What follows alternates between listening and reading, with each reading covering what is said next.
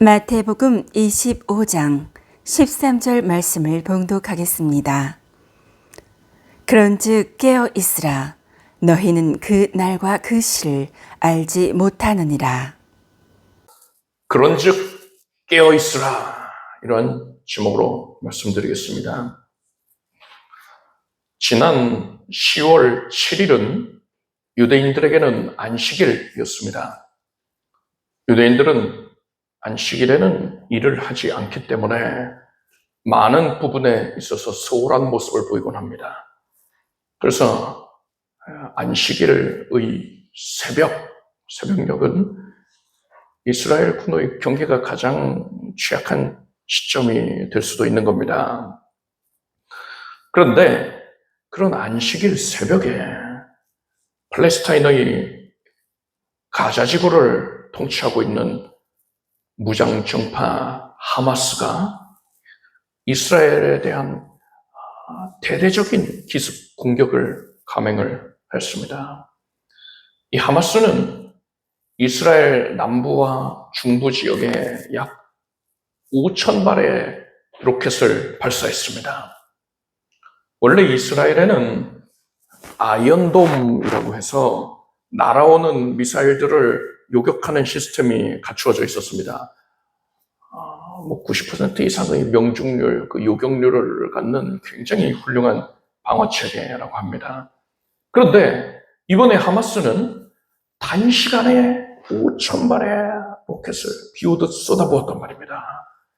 이 정도 물량은 이 아이언돔으로는 도저히 막을 수가 없는 것이었습니다. 그래서 이스라엘이 큰 낭패를 보았죠. 그렇게 로켓 공격을 받은 이스라엘이 혼란한 가운데에 하마스의 병사들이 패러글라이더를 타고서 이스라엘 영토에 침입했습니다. 레이더에 걸리지 않는 수단으로 침입을 한 거예요. 또한 가자 지구와 이스라엘 간의 경계망을 불도저로 밀고서 오토바이를 타고서 그리로 침입을 하게 됐습니다. 당시에 음악 축제가 있었는데 하마스는 이 축제에 참가한 사람들을 마구 죽였습니다. 생존자들의 증언에 의하면 사냥을 하듯이 그렇게 사람들을 죽였다고 합니다. 그리고 150여 명의 사람들을 또한 인질로 끌고 갔습니다. 또한 이들은 영유아도 가차없이 죽였는데 40여 명이 죽임당했다 합니다. 또한 전해오는 말에 의하면 목을 잘라서 죽인 그런 유아의 사체도 있다고 합니다. 목을 베어서 죽인, 참수한 거죠. 목을 베어서 죽인 그런 사체들까지 있다고 합니다. 하마스는 자신들이 이렇게 이스라엘을 유린하는 모습을 촬영을 해서 그 영상을 SNS에 공개를 했습니다. 보통은 자신들의 죄악된 실상을 여론을 의식해서라도 감추려 할 것인데 이들은 더 떳떳하게 드러내놓고서 그것을 공개를 한 거예요. 왜 그랬겠습니까? 유대인들에게 공포심을 심어주고 이스라엘의 혼란을 이야기하기 위함이었던 것이에요. 이러한 공격을 받은 이스라엘은 하마스 소탕작전을 위하여서 가자 지구를 포위하고 이제 대대적인 지상군 투입을 앞두고 있습니다. 여기서 상황이 조금만 더 악화가 되면 중동의 다른 나라들도 참전을 할 게 불보듯 뻔합니다. 우리 이슬람 형제가 고통받는 걸 보고만 줄 수는 없다. 그래서 여러 나라들이 참전할 것이고 그럼 제5차 중동전쟁이 되는 겁니다. 여기에 미국과 서방 나라들이 또 이스라엘의 편에 서게 되면 세계대전으로 번질 가능성까지 있습니다. 대단히 급박한 상황에 놓여 있는 겁니다. 저는 뉴스를 통해서 이 하마스가 이스라엘을 기습 공격할 때에 사용한 전술에 대해 들으면서 제가 방금 말씀드린 일련의 그런 하마스가 하는 행동들이 있지 않습니까? 이 하마스가 취했던 이 전술 이 내용을 들으면서 하마스가 이런 전술을 구사할 수 있었던 것을 볼 때에 배후에 북한이 있겠구나 이렇게 생각을 했습니다. 그도 그럴 것이 지난 73년도에 4차 중동전쟁이 있었습니다. 이때 북한에서 이집트로 군사 고문단을 파견을 해서 이집트의 전략과 전술을 지도한 적이 있습니다. 사경의 공부를 함께 하신 분들은 이미 배워서 아실 겁니다.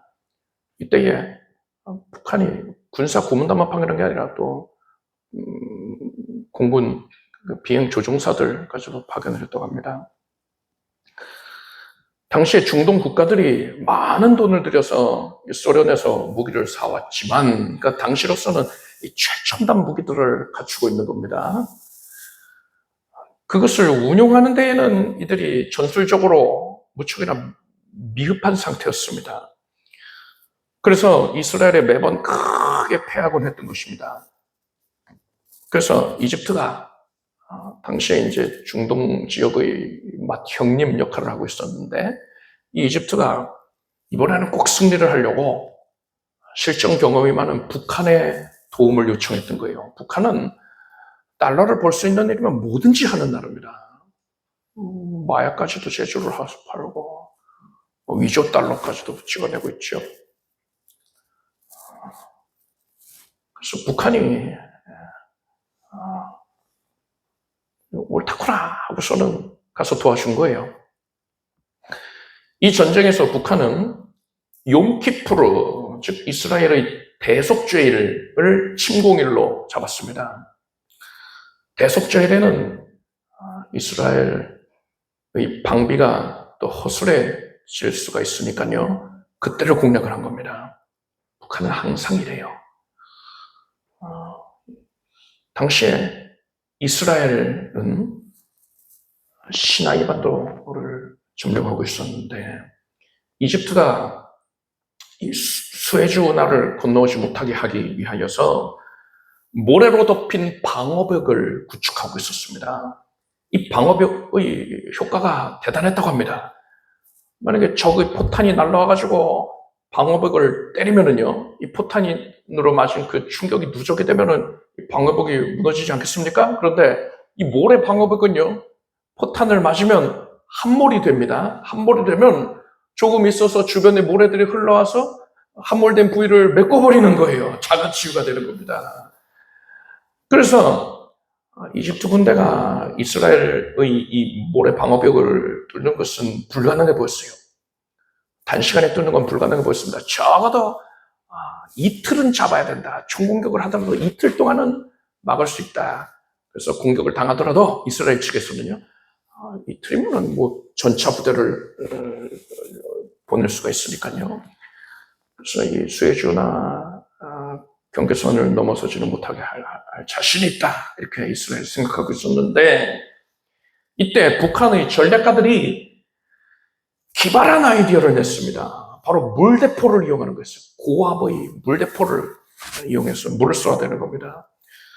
모래 방벽에다가 물대포를 쏘니까요, 모래가 파헤쳐지고, 또 물에 젖은 모래는 더 이상 뭐 쉽게 움직이지 못하니까요, 뭉치지 않겠습니까? 그래서 함몰된 부위를 메꾸지를 못하는 겁니다. 그 물대포를 쏘면서 포탄을 날리니까는 방어벽이 허물어지는 거예요.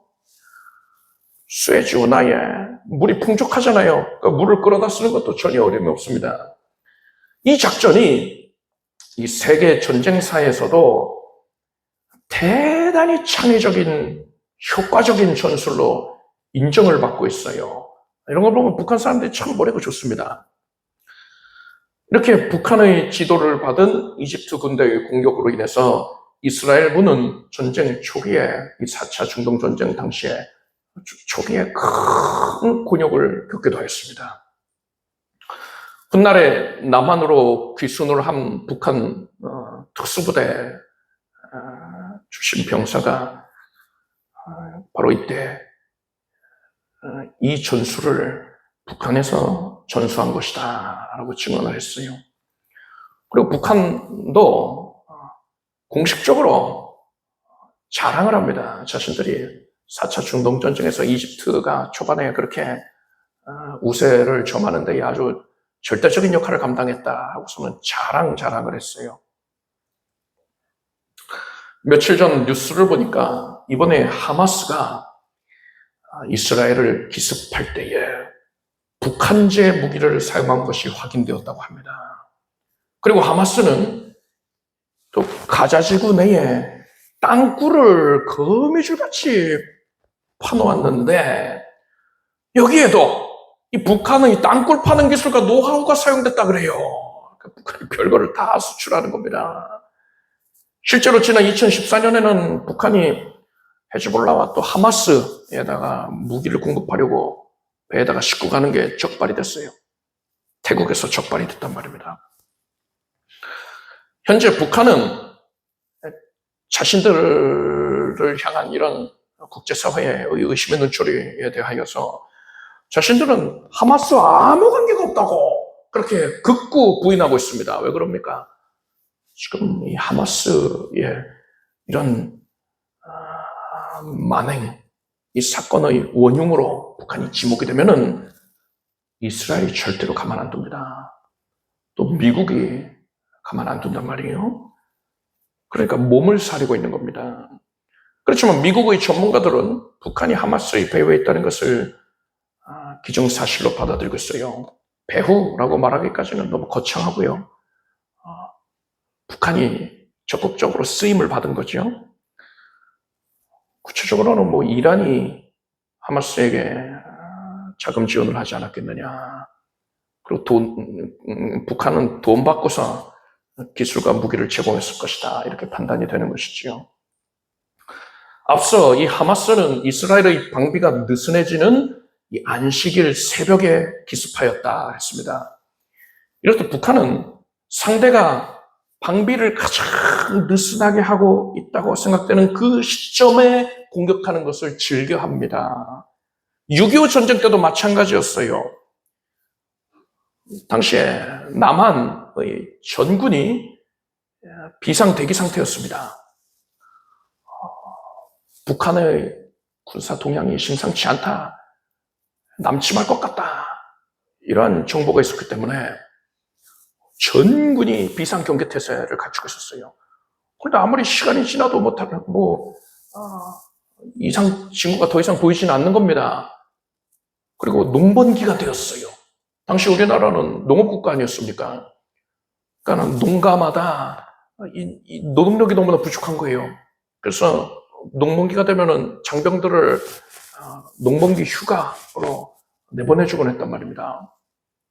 계속 비상 경계태세를 유지하고 있을 수가 없는 거예요. 그리고 또 이상 징후가 더 이상 보이질 않단 말입니다. 그래서 이 농번기를 맞이해서 농번기 휴가로 장병들을 굉장히 많은 수의 장병들을 대부분을 가정으로 돌려보낸 상태였단 말입니다. 그리고선 일요일 새벽에 북한이 기습 남침을 한 거예요. 많은 전문가들이 이번 하마스의 이 기습에 사용된 그 전략, 그 전술과 북한이 남한을 침략을 하고자 할 때에 사용할 전략, 그것이 굉장히 유사하다라는 부분을 주목하고 있습니다. 북한은 장사정포를 1000여 문을 보유하고 있어요. 우리나라의 수도권을 직접 겨냥하고 있는 것도 340여 문이 있습니다. 이 340여 개의 포가 1시간에 발사할 수 있는 이 포탄은 16,000발에 달합니다. 여러분, 이스라엘이 5,000발의 로켓 공격 앞에서 속절없이 무너졌던데, 물론 이 5,000발은 이 하마스가 주장하는 거고, 이스라엘은 그거보다 훨씬 적은 수였다. 이렇게 얘기하고 있지만, 그 수에도 1,600발, 그 정도 수에도 무너졌단 말이에요. 아이언돔, 세계에서 가장 성능이 뛰어나다. 이렇게 자랑하는 아이언돔이 그렇게 무너졌습니다. 근데 우리는 16,000발의 공격을 받으면 어떻게 되겠습니까? 수도권은 초토화되는 거예요. 온 나라가 마비 상태에 빠지게 될 것입니다. 북한은 전쟁을 개시할 때에 먼저 이렇듯 우리 수도권을 향해서 기습적으로 수많은 포탄을 날릴 거예요. 적어도 16,000발은 날린단 말입니다. 그런 후에 혼란에 빠져 있는 남한의 패러글라이더와 같이 레이더에 걸리지 않는 수단을 통해서 특수부대를 신속하게 침투시키는 겁니다. 여러분, 북한에는요, 아직까지도 재래식 이 프로펠러 비행기가 존재하고 있습니다. 북한이 이런 기종을 운영하는 것은 북한이 돈이 없기 때문이 아닙니다. 기름값도 없으니까 저런 거 운영하는 거 아니에요. 2차 대전 때나 쓸 법한 그런 기종이, 2차 대전이 뭐야? 그 전에 쓸 법한 기종인데 저런 걸 운영하고 있네. 이렇게 우습게 생각하는데요. 그렇게 볼 게 아니에요. 이런 비행기의 동체의 대부분이 나무와 천으로 만들어져 있단 말입니다. 그거 내구성이 약할 거 알면서 왜 굳이 그렇게 만든 겁니까? 레이더에 안 잡히려고 그런 거예요. 전쟁 시작되면 이것을 이용해서 레이더에 걸리지 않도록 특수부대원들을 신속하게 남한으로 실어나를 계획을 갖고 있는 겁니다. 뭐 정상적인 상황에 이런 구닥다리 비행기를 가지고서는 덜덜덜덜거리면서 내려오면은 다 유격되지요. 그런 정상적이지 않은 상황을 산정하고 있다는 겁니다. 포탄을 수천 발, 수만 발을 쏘아대가지고 정신없게 한 상태에서 그때에 침투를 하겠다. 그런 계획을 갖고 있는 거지요. 그리고 북한은 심리전에도 능합니다. 또 수많은 해커 부대도 갖고 있단 말입니다. 북한은 전쟁이 개시되면 온갖 거짓 뉴스와 우리 또 국민들이 충격받고 두려워할 만한 자극적인 내용들을 SNS를 통해서 퍼뜨릴 겁니다. 이것들을 통해서 우리나라가 공황 상태에 빠져서 제대로 대처를 하지 못하게끔 만들려고 하는 거예요. 이것이 바로 전문가들에 의하여서 알려진 북한이 전쟁 개시 초기에 사용할 전략인 겁니다. 여러분, 지금 말씀드린 이러한 내용이 이번에 하마스가 이스라엘을 기습 공격할 때에 사용한 전략과 놀랍도록 유사하지 않습니까? 이 말을 듣고서 아무리 그래도 그렇지 북한도 생각이라는 게 있을 텐데 북한이 전쟁 일으키면 미국이 또 가만히 있겠느냐.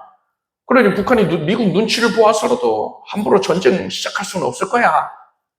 이렇게 안일하게 생각하는 분이 있을지도 모르겠어요. 그거 틀린 말입니다. 러시아의 푸틴이 우크라이나에 함부로 전쟁을 일으키고 우크라이나를 유린하고 있습니다. 그리고 푸틴은요, 지금 전 세계가 그를 경계하고 제재를 하고 있는데도 불구하고 오히려 전 세계를 향해서 큰 소리를 치고 있어요. 안 먹혀들고 있는 겁니다. 이런 푸틴의 모습으로 인해 러시아 이외의 나라들, 뭐 중국이라든가 북한이라든가 그 외에 또 여러 나라들이 자국의 이익을 위해서 침략 전쟁을 수월하게 일으킬 수 있는 그런 환경이 조성되었습니다. 그동안에는 전 세계적으로 암묵적으로요, 전쟁을 일으키면 안 돼, 억제하는 그런 합의가 있었던 겁니다. 조약으로 명시하진 않았지만 암묵적으로 그랬고요. 전쟁 일으키는 것에 대한 부담, 압력이 존재하고 있었는데 이번에 푸틴이 그걸 깨버렸어요. 그래서 그런 절제 수단이 암묵적인 절제 장치가 사라져버린 겁니다. 전문가들의 말에 의하면은 북한이 보유하고 있는 핵폭탄의 개수가 200개가 넘어서면 한 200~300개가 되면은 북한도 얼마든지 전쟁을 시작할 수 있다라고 보고 있습니다. 현재는 북한의 핵폭탄의 개수가 그 정도까지 많지는 않기 때문에 북한이 전쟁을 일으키면 지금 이제 어떻게 대처할 생각을 하고 있습니까? 우리나라, 미국이 전쟁을 개시하면은 핵무기 기지, 북한의 핵무기 기지를 먼저 타격을 해버리는 거예요. 그래서 핵을 사용할 수 없게 만들어버리겠다는 겁니다. 그렇지만 여러분, 핵폭탄의 개수가 많아진다는 거는요, 그냥 뭐 단순히 개수만 많아진다 이게 아니라요, 그것을 투발할 수 있는 수단도 굉장히 다양화되고 고도화된다는 걸 뜻합니다. 뭐 트럭같이 커다란 트럭에다가 미사일 싣고 다니면서 뭐 발사하는 이동식 발사대 이런 것만 얘기하는 게 아니라요, 정말 중요한 건, 위험스러운 건 뭐냐, 잠수함에 핵폭탄을 싣는 거예요. 그럼 어떻게 되느냐, 북한이 전쟁을 일으키면은 북한의 뭐 장사정포를 못 쏘아야 된다든가 하면 거기 원점 타격하고, 또 이제 더 나아가서 핵무기 기지를 공격하지 않겠습니까? 우리 쪽에서요. 그렇게 했을 때에 북한이 은밀하게 바다로 멀리 나가 있는 잠수함에서 핵폭탄을 미국으로 쏘아버린다는 거예요. 미국 앞바다에 가가지고 핵폭탄을 쏘면 못 막아요. 막는 게 불가능합니다. 이렇듯 북한이 자신들이 공격받으면은 보복을 위하여서 잠수함에서 핵무기를 쏴버리면은 정말 큰일 나는 것이기 때문에, 이런 2차 보복 공격이 가능한 상태가 되기 때문에 미국은 우리나라가 공격을 받는다 하더라도 북한의 핵무기 기지를 타격하는 것을 위하여서 굉장히 주저할 수밖에 없게 되는 거예요. 2차 보복 공격을 우려하기 때문에요. 이로 인해서 미국이 다양한 측면에서 북한에 대해 한 수 접게 되는 겁니다. 그럼 북한이 뭐 핵무기를 사용하는 건 아니라 하더라도, 핵무기 사용하면 뭐 다 같이 망하자는 거니까요. 핵무기 사용은 안 하겠지요. 그렇지만 마음 놓고 재래식 무기를 가지고서 전쟁을 개시할 수가 있는 거예요. 뭐 남한을 완전히 점령을 하겠다, 거기까지는 못 나간다 하더라도 우리나라에 심대한 타격을 입히고서는 자신들이 우위에 있어서 어떤 조약 같은 걸 맺을 수가 있는 겁니다. 유리한 위치를 점할 수 있게 되는 거예요. 북한의 핵무기 보유 개수가 200개가 넘어가면은 이러한 위협이 현실화 될 수 있다 했는데, 전문가들은 지금의 추세로 보면은 윤석열 정부의 임기 말에 이르면 북한의 핵무기 개수가 260개에 달하게 된다, 이렇게 보고 있어요. 이제 얼마 안 있어서 이스라엘이 겪었던, 그리고 지금 겪고 있는 그러한 고통과 위협을 우리도 동일하게 직면하게 되는 겁니다. 그러면 우리는 어떻게 해야 됩니까? 북한이 우리의 눈과 귀를 아무리 막아서려 한다 하더라도 우리는 거기에 놀아나면 안 돼요. 북한은 우리의 경계가 가장 느슨해져 있는 때에, 그때에 바로 기습적으로 공격을 해올 것이 분명합니다. 항상 그래왔거든요. 따라서 우리는 항상 깨어 있어야만 합니다. 경계를 철저하게 하고 북한의 동향을 면밀하게 살펴야 돼요. 그리고 조금이라도 이상 증거가 발견되면 철저하게 대비태세를 갖추어서 적의 공격에 맞받아칠 수 있는 그런 준비를 하고 있어야지요. 그런데 여러분, 이러한 대처는요, 어디까지나 육적으로 깨어있는 겁니다. 육신적으로 깨어있는 거예요. 우리는 여기서 그쳐서는 안 됩니다. 이런 상황을 통해서 우리는 하나님께서 우리에게 어떤 교훈을 말씀하고 계시는가, 이것을 발견할 수 있어야 돼요. 저는 이러한 상황을 대할 때예요, 이스라엘과 팔레스타인 전쟁, 또 우리가 직면해 있는 이런 위기 상황, 이런 것을 대할 때에 하나님께서 마지막 때를 살아가는 우리들에게 이제는 때가 가까웠으니 더 이상 졸지 말고 잠자지 말고 영적으로 반드시 깨어있으라, 이렇게 교훈하시는 말씀이 들리는 것 같습니다. 사도 바울은 형제들아, 때와 시기에 관하여는 너희에게 쓸 것이 없음은 주의 날이 밤에 도적같이 이를 줄을 너희 자신이 자세히 알미라. 자기가 평안하다, 안전하다 할 그때에 잉태된 여자에게 해산 고통이 이른 것 같이 멸망이 호련히 저에게 이르리니 결단코 피하지 못하리라. 형제들아, 너희는 어둠에 있지 아니하며 그날이 도적같이 너희에게 임하지 못하리니 너희는 다 빛의 아들이요 낮의 아들이라. 우리가 밤이나 어둠에 속하지 아니하나니 그러므로 우리는 다른 이들과 같이 자지 말고 오직 깨어 근신할지라 했습니다. 예수님께서도 오늘 본문에서 마지막 때를 대하는 성도들에게 그런즉 깨어있으라. 너희는 그날과 그 시를 알지 못하느니라. 이렇게 말씀하셨습니다. 그렇다면 우리가 이 마지막 때에 영적으로 깨어있기 위해서는 어떻게 해야 되는 겁니까? 영적으로 깨어있기 위하여서 기도에 힘쓰고 말씀을 가까이 하고 모이게 힘쓰고 또 성령 충만해야 한다. 이런 교훈들, 이것에 대해서는 이미 수차례 말씀드렸습니다. 당연히 맞는 말이고요. 진리입니다. 그런데 오늘은 그런 내용을 반복하여 말씀드리려는 게 아닙니다. 지금 이스라엘과 하마스 간의 전쟁을 대하는 우리들에게 있어서, 그리고 북한의 실질적인 위협에 직면해 있는 우리들에게 있어서 가장 필요한 내용을 말씀드리고자 합니다. 그것은 바로 우리는 하나님께 선한 도구로 쓰임을 받아야 된다는 거예요. 온 우주의 역사는 하나님의 계획하심에 의하여서 하나님의 섭리로 말미암아서 이루어져 가고 있습니다. 그렇게 이루어져 왔고 앞으로도 그렇게 이루어질 거예요.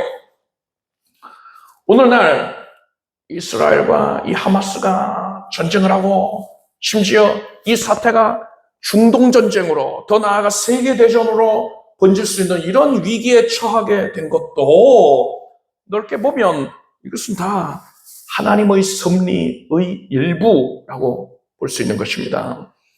그런데 하나님께서 섭리하실 때에는 반드시 선한 도구로 쓰임받는 자가 있고 악한 도구로 쓰임을 받는 자가 있습니다.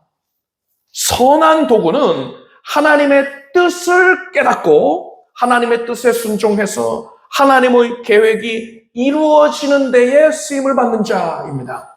대표적으로는 이스라엘을 애굽에서 이끌어내는 데에, 출애굽하는 데에 쓰임을 받았던 모세를 들 수 있습니다. 반면에 악한 도구는 하나님의 뜻에는 관계하지 않아요. 하나님의 뜻은 관심도 없어요. 그저 세상적인 기준과 판단을 가지고서 모든 것을 결정을 내는 자들이에요. 하나님의 계획이 이루어지는 것을 대적하는 역할을 맡게 되는 자들입니다. 대표적으로 출애굽을 막아섰던 애굽의 왕 바로를 들 수 있습니다. 하나님께서는 이 모세와 바로의 대립과 갈등을 통하여서 이스라엘의 출애굽이 이루어지는 것을 계획해 놓으셨습니다. 하나님이 그렇게 각본을 써 놓으셨던 거예요. 그리고 그것을 위해서 섭리하신 겁니다. 그 가운데에 모세와 바로가 선한 도구와 악한 도구를 쓰임 받은 거죠. 출애굽기를 보면 여호와께서 바로의 마음을 강팍해 하사라는 구절이 자주 나옵니다. 이것은 하나님께서 참으로 착한 바로의 옆구리를 계속 찔러서 바로의 성질을 돋구었다, 이런 뜻이 아니에요.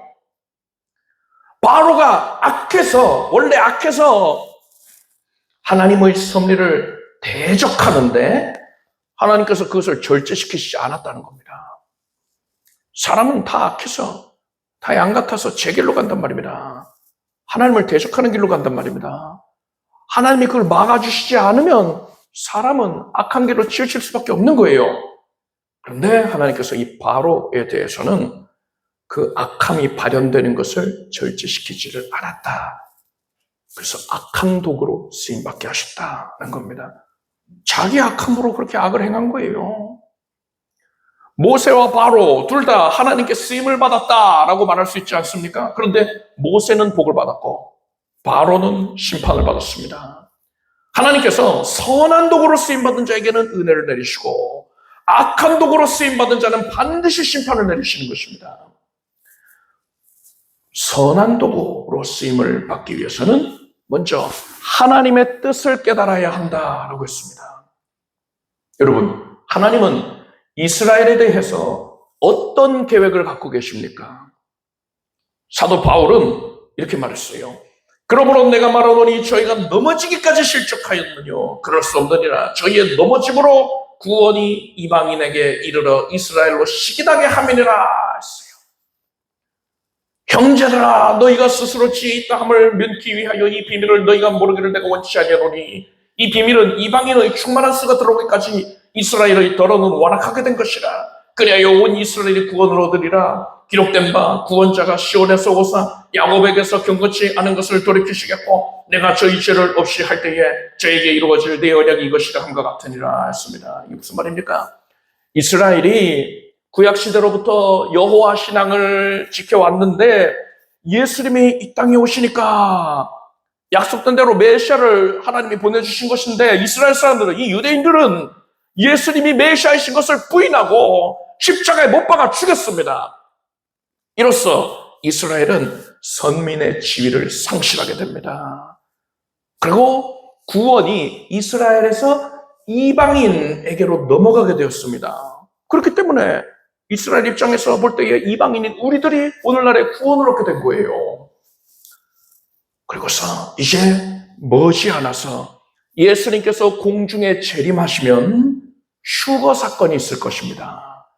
휴거 사건 직후에 이 땅에는 적그리스도가 등장을 하고 7년 환란이 시작됩니다. 그리고 바로 이 시점에, 이 7년 환란이 시작되는 바로 이 시점에 이스라엘이 회개하게 되는 거예요. 아마도 공중재림 또 휴거로 인하여서 충격을 받는 게 아니겠느냐 싶습니다.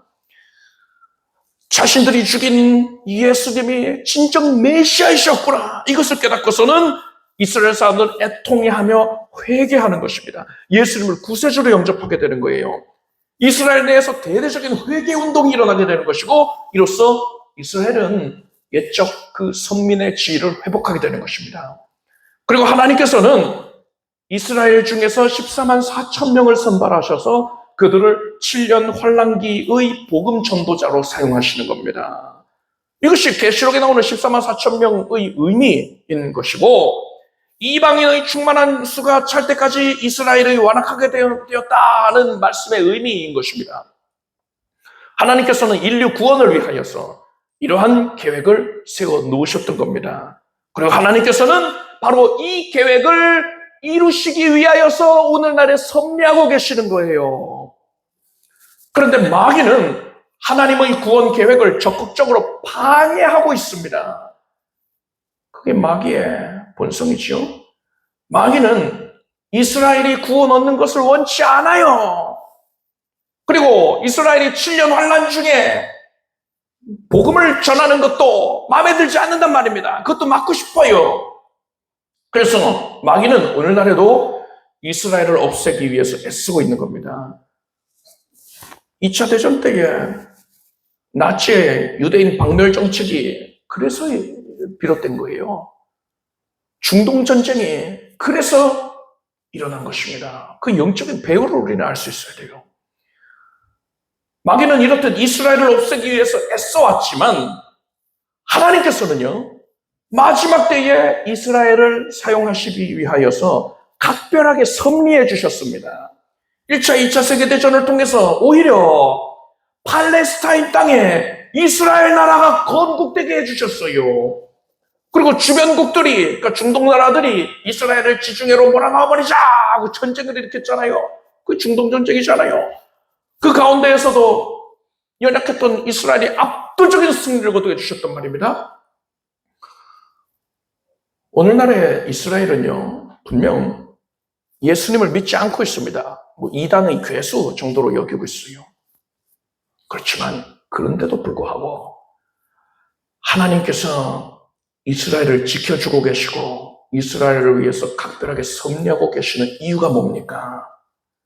마지막 때에 이스라엘이 감당해야 할 역할이 계획되어 있기 때문에 그런 겁니다. 이제 이러한 하나님의 계획을 깨달았다면 우리는 어떤 모습을 보여야 됩니까? 우리는 반드시 선한 도구로 쓰임을 받아야 되는 거예요. 이번 사태에 대하여서 각 나라들이 입장을 발표하고 있습니다. 미국과 서방 나라들은 당연하게도 이스라엘 편을 들고 있지요. 그런데 여러분, 러시아, 중국, 북한, 이 자들은 어디 편을 들고 있어요? 팔레스타인 편을 들고 있어요. 여러분, 우리나라에서는 어떻습니까? 우리나라에서 어느 단체들이 이스라엘을 규탄하고 팔레스타인을 지지하는 그런 시위를 벌이고 있습니다. 대학가에는 팔레스타인과 함께하자, 팔레스타인과 연대하자, 이런 대자보가 붙어 있다고 합니다. 제가 장담하는데요, 조금 있으면은 무슨 가톨릭 사제들 연합이다 해가지고, 또 어디 목사들 연합이다, 무슨 뭐 기독교 연합이다 해가지고서는 그들도 이스라엘을 규탄하고 팔레스타인을 지지하는 목소리를 낼 겁니다. 이제 지상작전이 본격화되면 더 그럴 거예요. 여러분, 이런 거는요, 정치 성향에 달려있는 게 아닙니다. 그걸 가지고 생각할 문제가 아니에요. 또 요즘에 유행하는 그 도덕적인 우월감, 그걸 가지고서 판단할 문제도 아니에요. 누가 더 불쌍하냐? 누가 더 잔인하냐? 이걸 가지고 판단할 것도 아닙니다. 오늘날의 대부분의 세상 사람들이 하마스의 잔인한 행위로 인하여서 이스라엘 편을 들고 있죠? 그것도 잘못된 거예요. 그게 판단의 근거가 되면 안 됩니다. 여러분, 중요한 건 하나님의 뜻입니다. 하나님의 계획이에요. 하나님의 뜻에 대적하는 편에 서 있다면은 그는 마귀에게 미혹되어서 악한 도구로 쓰임받고 있는 겁니다. 여러분은 이러한 분별력을 갖게 되기를 바랍니다.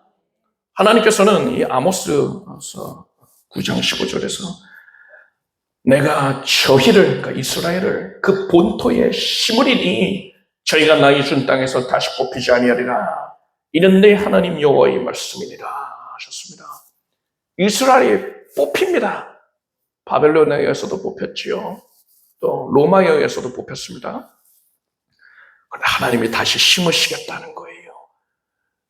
하나님이 이 말씀을 성취하셨습니다. 48년도에 이스라엘 나라가 건국되었단 말입니다. 팔레스타인 땅이요.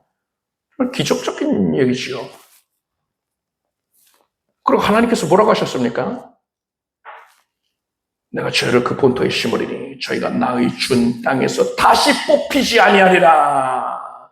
이게 하나님의 뜻이에요. 하나님께서는 마지막 때에 이스라엘이 선민의 지위를 다시금 회복해서 복음 전도자로 쓰임받을 것을 계획해 놓으셨단 말입니다. 이러한 하나님의 뜻 앞에서 사람이 세상의 기준과 세상의 가치 판단 기준 이런 걸 가지고서 하나님의 뜻과는 다른 판단을 하면 안 되는 겁니다. 그것이 악한 거예요.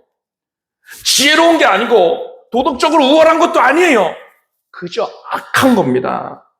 하나님의 뜻에서 벗어난 모든 것이 악하다는 것을 아시길 바랍니다.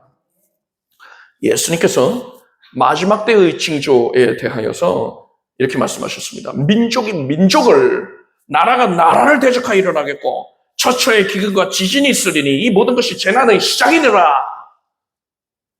우리는 우크라이나 전쟁과 또 이스라엘과 하마스의 전쟁, 그리고 우리가 직면해 있는 이 위기 상황 앞에서 이 말씀이 이미 현실이 되었다라는 것을 깨닫게 됩니다. 이제 앞으로 이 세상에는 난리와 난리 소문이 더하여져서 극심한 혼돈에 빠지게 됩니다. 왜 혼돈에 빠집니까? 제대로 분별을 못하기 때문에 혼돈에 빠지는 거예요. 사람들은 판단력을 상실한 채로 분위기와 세상 여론에 휩쓸릴 겁니다. 자칭 예수 믿는 사람, 예수 믿는 자다 성도들도 대부분이 그렇게 됩니다. 이미 그런 상황에 처했지요. 그렇지만 여러분이 이것을 분명히 하시길 바랍니다. 우리는 오직 하나님의 편에 서야 합니다. 오직 선한 도구로만 쓰임받아야 됩니다. 그래야지 살 수 있어요. 분별이 없어가지고 악한 도구로 쓰임을 받으면 하나님의 뜻을 대적하는 입장에 서 있으면은 마귀와 함께 망하게 되는 거예요. 여러분은 이번 이스라엘과 팔레스타인 전쟁뿐 아니라 이 마지막 때에 일어나는 또는 앞으로 일어나게 될 수많은 사건들을 대할 때에 뭐 분별 없이 우왕좌왕할 것이 아니라 모든 것을 오직 하나님의 뜻을 기준으로 판단하게 되길 바랍니다. 세상 기준으로 판단하지 마십시오. 오직 성경을 근거로 하여서 하나님의 뜻을 깨닫고 항상 하나님의 편에 서서 하나님의 선한 도구로 쓰임받게 되길 바랍니다. 그래서 이 마지막 때에 진정 영적으로 깨어있는 여러분이 되기를 축복합니다. 기도하겠습니다. 하나님, 깨어있으라고 우리에게 교훈하여 주신 것을 감사드립니다. 이제 세상의 판단을, 세상 기준의 판단을 내려놓고 그것을 철저하게 버리고서 오직 하나님의 말씀만 받겠습니다. 하나님의 뜻을 나의 뜻으로 삼겠습니다. 그 뜻이 성취되는 데에 선하게 쓰임받게 하여 주시옵소서. 분별을 갖게 해 주시옵소서. 깨어있게 하소서. 예수님의 이름으로 기도드립니다. 아멘. 모두 자리에서 일어나시기 바랍니다. 가슴에 손 얹고 아픔에 손 얹고 믿음으로 기도하겠습니다. 하나님께서 우리에게 말씀을 내려주시는 것을 감사드립니다. 말씀에 생명이 있습니다. 소망이 있습니다. 이제 하나님의 말씀을, 진리의 말씀을 믿음으로 영접한 주의 자녀들이 진리의 영신 성령님을 충만히 누리게 하여 주시옵소서. 하나님께서 기뻐하셔서 어루만져 주시리라. 능력을 베풀어 주시리라. 믿음으로 맡길지어다. 모든 두려움과 염려를 성령님께 맡길지어다. 성령께서 가장 선하신 방법대로 선하신 뜻을 쫓아 기쁘시는 뜻을 쫓아 이루어 주시리라. 주의 백성들이 이 세상 가운데서 승리를 거둘지어다. 심령에 눌려있는 것, 괴로워하는 것, 지금 성령께서 어루만져 주셔서 위로하여 주시고 모든 걸림을 제하여 주시옵소서. 우울증이 사라질지어다. 평안케 될지어다. 강박증이 사라질지어다. 또한 단잠을 이루게 될지어다. 하나님께서 주의 자녀들의 연약한 육신 위에 지금 손 얹어 주시고 고쳐주시니 감사드립니다. 성령의 은혜로 온몸 각 기관이 청하여졌습니다. 나는 고침받았습니다. 예수께서 뼈 마디 관절 골수를 고쳐주시고 모든 기관과 기관들을 정상이 되게 해주시고 필요한 것들을 소성케 해주시나이다. 암세포까지도 사라졌습니다. 종양과 결석의 염증이 사라졌습니다. 항암 치료 중인 성도들을 하나님 긍휼히 여겨주셔서 특별하게 치유증을 나타내 주시고 온몸이 깨끗하여 주고 일체의 연약과 후유증이 없게 하여 주시고 체중이 유지되게 하여 주시고 면역은 온전하여지게 해주시고 질병이 이치에 틈타지 못하게 해주시옵소서. 온 가족이 강건할지어다. 생명으로 충만할지어다. 각 가정에 각 가족들이 구하고 찾고 두드리는 제목마다 하나님께서 남겨보시 다 응답 내려주시니 감사드립니다. 선하신 하나님께서 지극히 풍족한 선한 응답을 넘치게 내려주셨으니 믿음으로 받아들이겠습니다. 내 입을 넓게 할지어다. 믿음으로 다 받아들일지어다. 간증할 제목들이 충만히 넘쳐날지어다.